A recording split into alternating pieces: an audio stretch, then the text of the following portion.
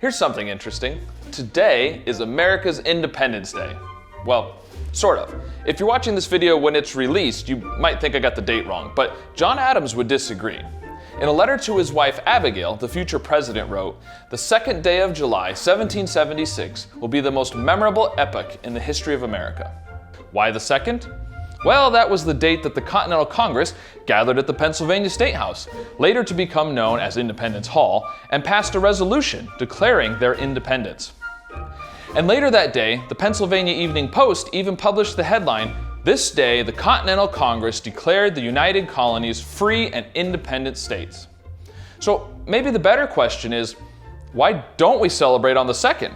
Well, while the resolution passed unanimously, the actual draft of the declaration was debated and it took them a couple days to agree on the edits. They approved the final document on the 4th and everyone signed it. Or, well, probably not actually. You've likely seen the famous painting by John Trumbull showing the 5-man drafting committee presenting their work to the rest of the Congress to be signed.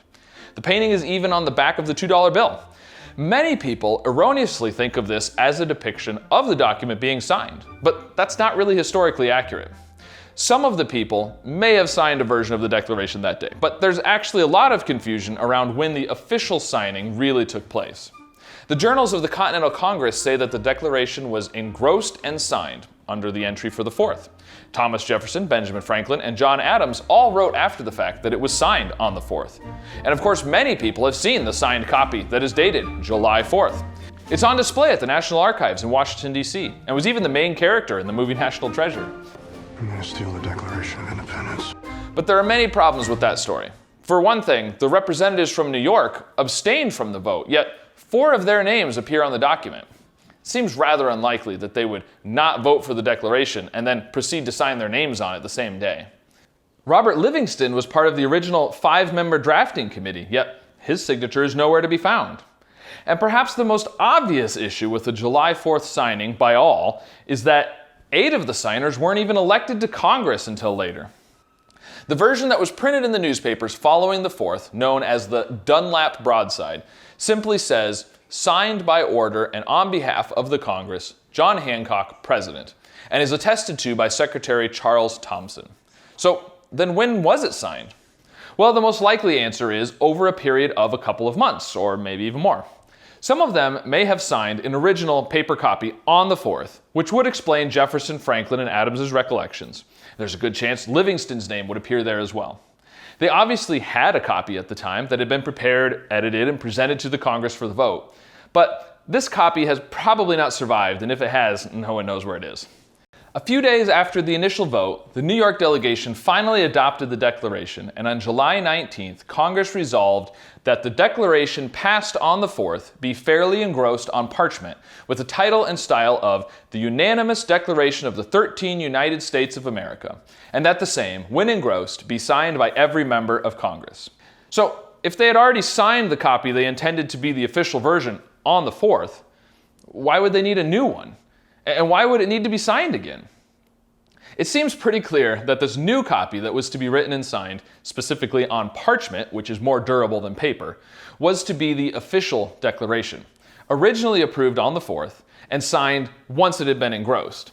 And side note, engross here means to produce a legal document in its final form, and to fairly engross means to copy it in large, more legible script. This was to be an official document, unlike the original draft, which likely had lots of changes and corrections. Nope. Derivative. Okay. Overly prosaic. 2 weeks later, on August the 2nd, most of the signatures were probably applied to the new engrossment. The record isn't real specific, saying only that the Declaration of Independence being engrossed and compared at the table was signed. Historians believe that around 49 of the 56 delegates signed the document that day. And one person for sure, Matthew Thornton of New Hampshire, signed it at least a month later, since he wasn't even elected to Congress until September of 1776. That also explains why his name is not with the rest of the New Hampshire delegation. 6 others besides Thornton are believed to have been absent on August 2nd and must have signed it later, with one possibly not even for 6 years, since the first copy to include Thomas McKean's signature was in 1782. Oh, my fearing whiskies! I'm late! There are many famous quotes from the August 2nd signing, most of which are probably partial or even complete fabrications. But let's look at them anyway. Stephen Hopkins is said to have declared, "My hand trembles, but my heart does not." Future President Benjamin Harrison quipped to Elbridge Gerry, "I shall have a great advantage over you, Mr. Gerry. When we are all hung for what we are now doing, from the size and weight of my body, I shall die in a few minutes. But from the lightness of your body, you will dance in the air an hour or two before you are dead." Another side note here, Elbridge Gerry was vice president under James Madison, and the practice of gerrymandering is actually named after him. Maybe topic for a future video. And probably my favorite quote, Benjamin Franklin declared that, "We must indeed all hang together, or most assuredly, we shall all hang separately."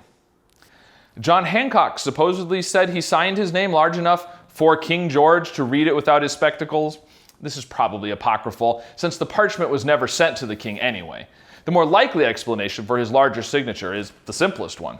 As the president of the Congress, he was the first to sign and wrote his name larger than he probably should have, given the number of signers to follow. The next signer wrote his name a little smaller, and others just followed suit. But regardless of what was said, or probably not said, several of the signers later recalled that it was a somber mood.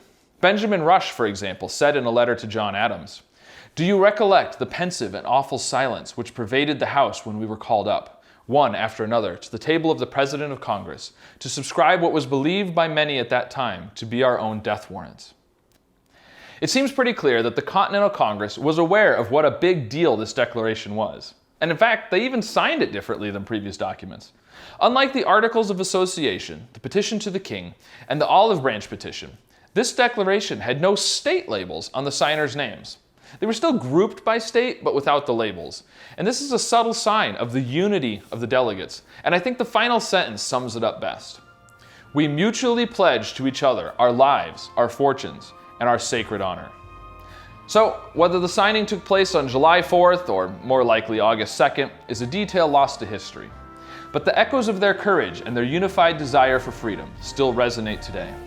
It's in the spirit of liberty and self-determination that we commemorate Independence Day, honoring not just a date or a final act of defiance, but a timeless commitment to the ideals of freedom and the beginning of a long process of defining just what that freedom looks like.